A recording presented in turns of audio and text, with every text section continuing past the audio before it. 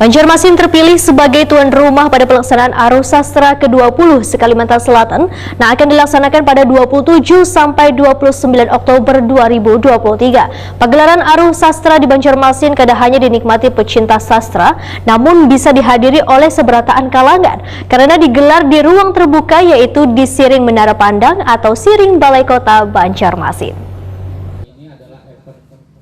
Banjarmasin terpilih sebagai tuan rumah pada pelaksanaan Arus Sastra ke-20 se-Kalimantan Selatan yang akan dilaksanakan pada 27 sampai 29 Oktober 2023. Arus Sastra yang mengusung tema yang menonjolkan sungai karena selaras dengan julukan Banjarmasin sebagai kota 1000 sungai ini mengeluarkan anggaran lebih dari Rp1 miliar.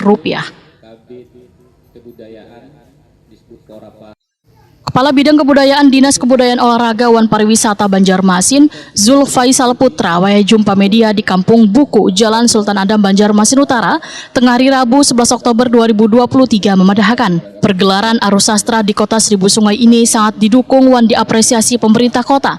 Lantaran Banjarmasin terpilih kembali menjadi tuan rumah dari agenda yang bergulir saban tahun di tingkat Kabupaten Wan Kota di Kalimantan Selatan.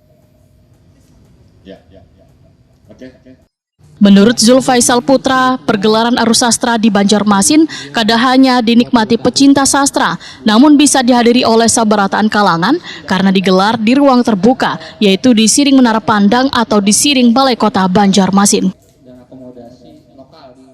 Kebudayaan olahraga pariwisata Kota Banjarmasin tentu sudah jauh-jauh hari menyiapkan ini, mensupport ini.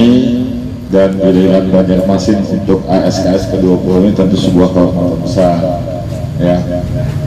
Sejauh saya menyampaikan dengan kawan-kawan dalam kesenian bahwa kalau Banjarmasin mengadakan, maka tentu harus lebih baik dari 12 kabupaten kota lainnya, karena tentu 12 kabupaten kota itu kita lihat setiap tahun ketika bergiliran, ya mereka punya spesifikasi masing-masing.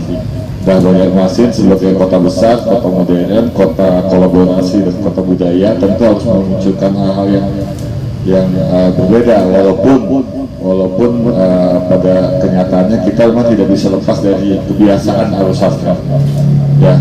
Ya satu hal tentu bahwa sekali ini kita mengumpulkan peserta dalam satu hotel. Itu belum pernah terjadi.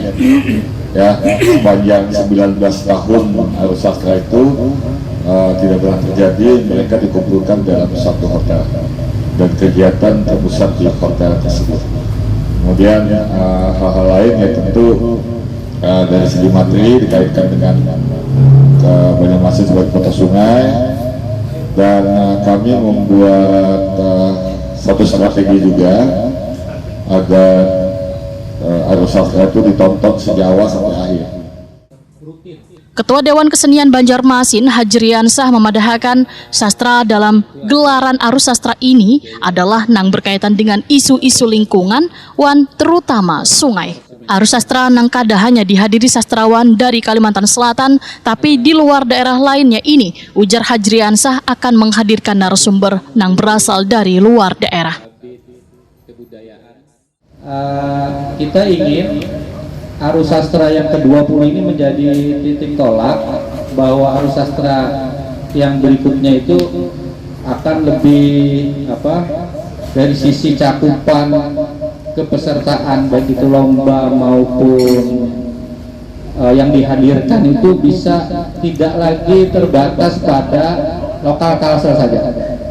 Karena tuntutan kawan-kawan di beberapa kali sidang pleno itu kan seperti menyebutkan sudah saatnya Arus Sastra Kalsel itu go nasional lah, lebih luas jangkauannya. Selama ini kan yang terlibat hanya kawan-kawan sastrawan Kalsel, walaupun 1-2 kita ada juga pasti mengundang narasumber dari Jakarta maupun dari Bandung. Nah yang tahun ini makanya kita melibatkan lebih banyak orang. Tadi seperti dikatakan Bu Dewi itu ada 8 narasumber di luar Kalsel. Itu adalah sastrawan-sastrawan yang secara nasional memang dikenal publik sastra lah. Hajriansah berharap pegelaran Arus Sastra nang Semarak Wan berjalan lancar karena dihadiri peserta dari luar daerah, salah satunya Provinsi Kalimantan Timur.